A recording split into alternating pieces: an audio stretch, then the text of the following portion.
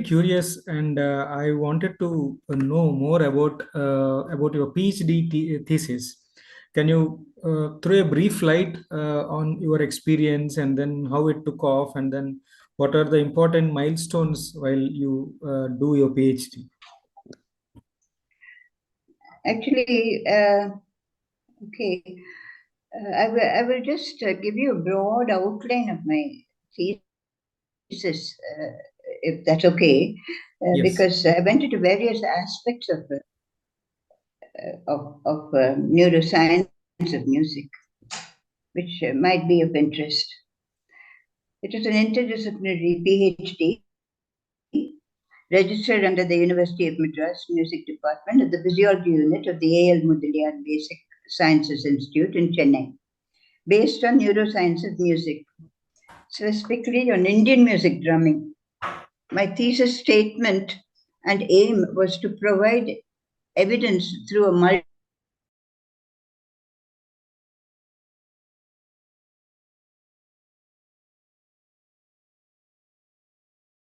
temple music of Tamil Nadu.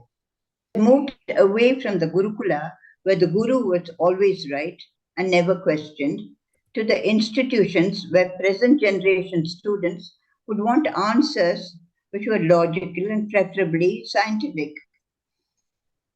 My observations were distributed over 4 chapters.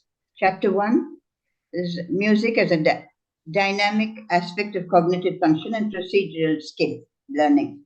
Presented ethnomusicological historiography of woodwind instrument, which is the large two-faced drum, the Nagasaram Tawil tradition, over 1.5 centuries, extended to the present day. The historiographic observations were of a dedicated music dance community who were called the Tamil.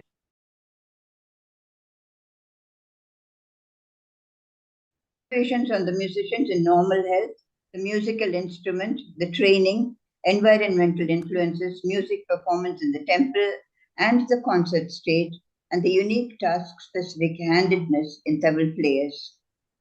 Second chapter was on the fMRI study of 10 Tamil players to mark the rhythmic and associated brain substrates. In 2003, you must understand that Chennai had only one hospital which offered functional MRI, and a very basic technique was used, and the brain activation to the rhythmic tasks were reported based on broad visual impression and didn't use the SPM method. My third chapter, I called myself a neuroscientist tabla player. I underwent tabla training as a form of skilled procedural learning with the octogenarian tabla maestro, Mayavaram Sri A.K. Venugopala Pillai, under his strict 2 hours twice weekly training sessions over 3.5 years without a break. Even when I stopped playing for a little while, he'd say, and I had to continue. It was good fun. This procedural learning experience gave me deep insight into what is involved in the oral tradition of music instruction, in the translation of pre-learned auditory sounds, which is termed jati or rhythmic solfege, to finger stick beats. It was Charles Sherrington in 1906 who expounded in his magnum opus, Integrative Action of the Nervous System. He said to learn skating by simple cogitation or visual observation is, of course, quite impossible. Here, sensory motor experience is more valuable than any course of reasoning can be. And that's why I had to learn the procedure and learn it proper. Last chapter was on the scope of rehab in the disabled musician. One point I wish to stress is that the neurologist must have a clear insight into the musical brain to launch into the search for any link between the brain insult and musical ability. That's very important. This is a mandatory for a holistic approach to rehab in the musician. Of the cases I recorded, the most remarkable was the recovery of an 80-year-old Mridanga maestro, whom I followed over 6 months.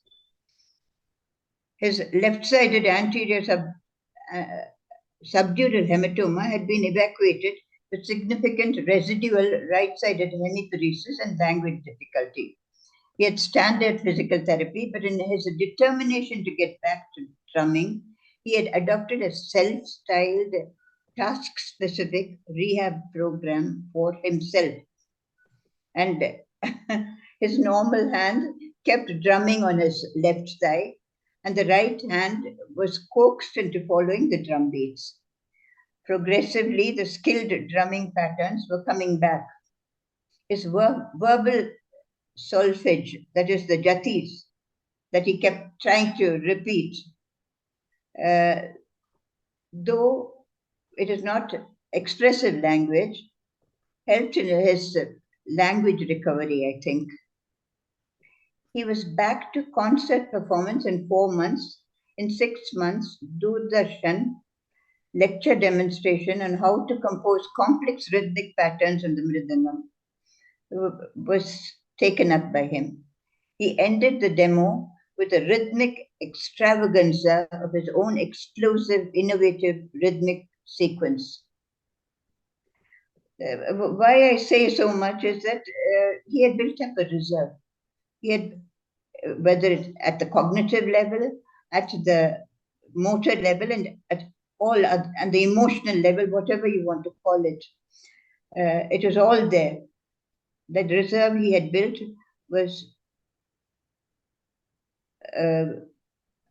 it followed all these reserve he had built was right from basic traditional drum playing methods to intensive training accompanying renowned Indian classical music vocalists, having knowledge of the melodic line, knowledge of the ancient Indian treatises on drumming, and as a composer of musical rhythms.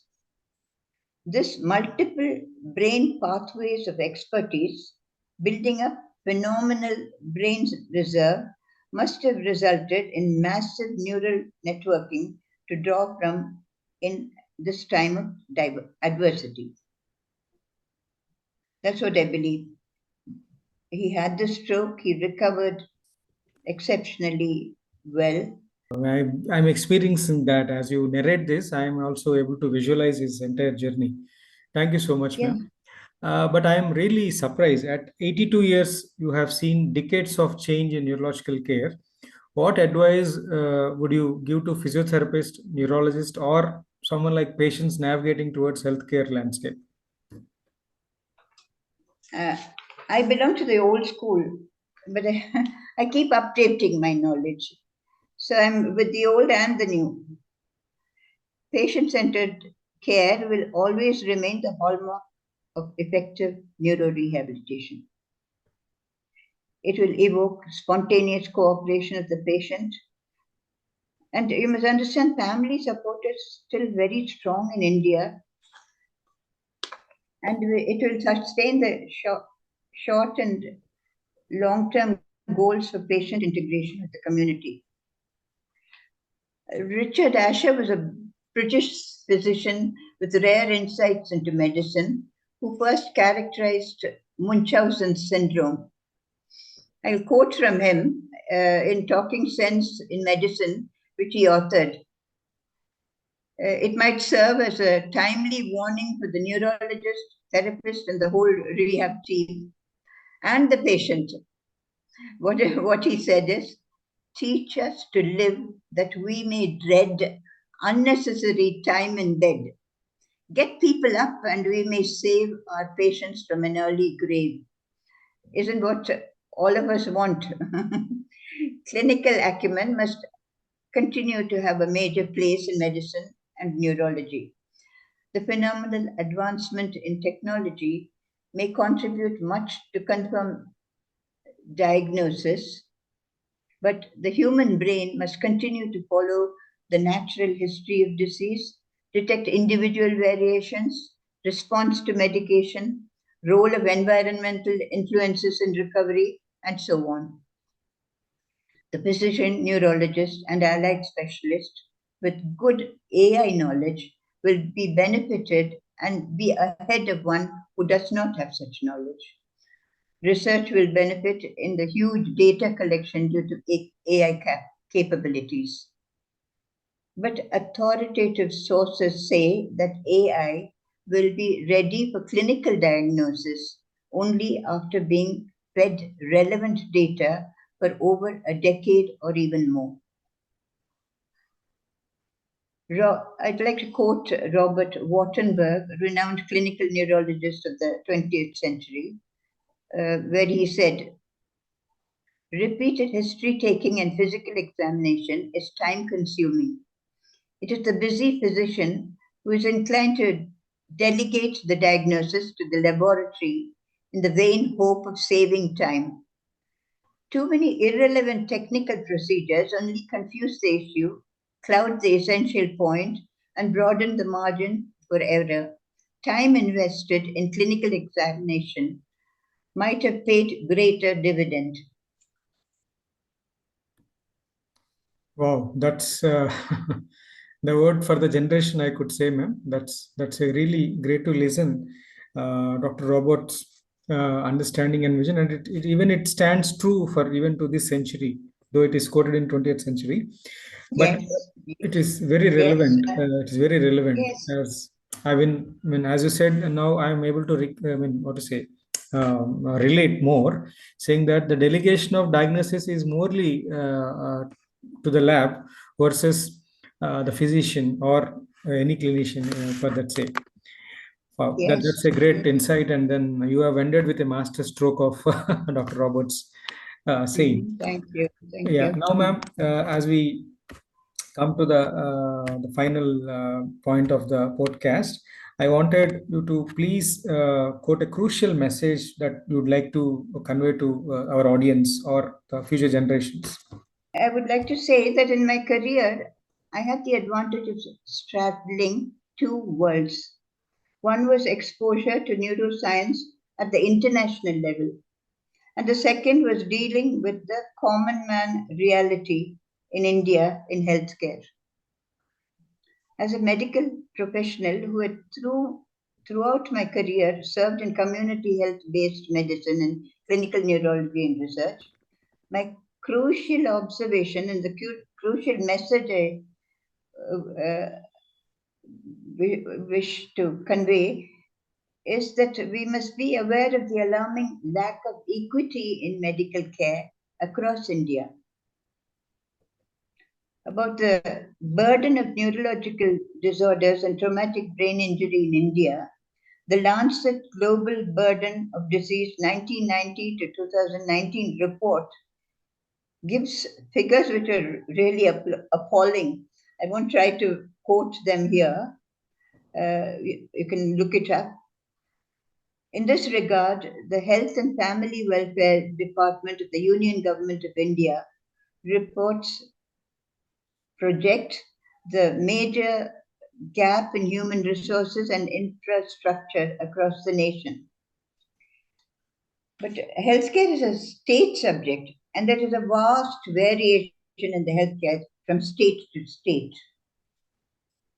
As we all know, state-wise socio-demographic factors, poverty, level of education of the population, and also the specialization and commitment of healthcare providers, both public and private, must be factored in for any effective measure towards reform. And of course, the all important factor, political will, which is a very important factor. Thank you. Thank you so much, ma'am. I think I was very much in line, not just me, many of the clinical practitioners believe definitely healthcare is a state subject. And then there is a lot of variability across the states in terms of offering the healthcare facilities and the infrastructure like that you already quoted. I think state-wise socio-economic and demographic factors and then poverty, as you rightly said, have have will have to play a lot of good role. Thank you so much. And as we drew this to the end, I thank you deeply from my heart. This is a very enriching conversation to close. I extend my heartfelt gratitude to Dr. Subbalakshmy ma'am for sharing her remarkable journey with us. Her reflections have not only illuminated the historical and then scientific evolution in field of neurorehabilitation, but have also offered profound insight into spirit of service.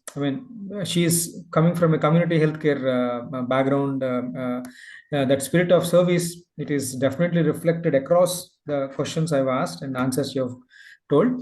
And then the way she mentored and then worked with interdisciplinary team is a real good factor that any clinician have to really consider even today. And then from the operating theaters of Krishna Medical College to collaborative corridors of research institutions, her life's work stands as a testament to what can be achieved when clinical excellence is paired with intellectual curiosity and ethical leadership, particularly. Thank you so much, Dr. Subbalakshmi ma'am, for your generosity in storytelling. Thank you so much, ma'am. I wish you should Thank still you. push the boundaries and be keep working on scientific literature and then share such insights regularly to us. Thank you so much, ma'am. I will do that. Got another 5 years, 10 years at least to do. Keep No, no, doing no. it. You have more than that. No, no, no, no. Don't tell that. And With your blessings, the no, no, no, no, blessings of ma'am. all the No, no, listeners. no. You should be long lived. I'm wishing it every day. I Uh, still remember when we met. You have the same scientific tempo and vigor. I have not seen a single percentage it has gone down. So I think you will only evolve more as a volume of each stage of your work. I'm sure about it. I don't I, have any doubt. I did my PhD at 55, 60 Yes, years yes, almost yes. when I finished, when I And got my this thing. yes, So and I have to continue. yes, yes, and especially to mention this, ma'am, as you rightly said in your discussion, uh, doing PhD in your own subject, it is one easy thing. Probably the approach is very straight, but you have to learn music, understand the music well in terms of ragas or whatever you call, then do Yeah. some work from there is like entire start from the scratch or turn around. It's like I don't know. I don't know. I am not able to even imagine how you have considered that at that age. Hats off. I can only say hats off. Okay, I'll play the towel for you one day, Please, Martina. please. That will be great, and then I'll be really blessed. I should definitely say a Okay, neuroscientist bye. who Thank you. is an also Bye. an artist is is a blessing.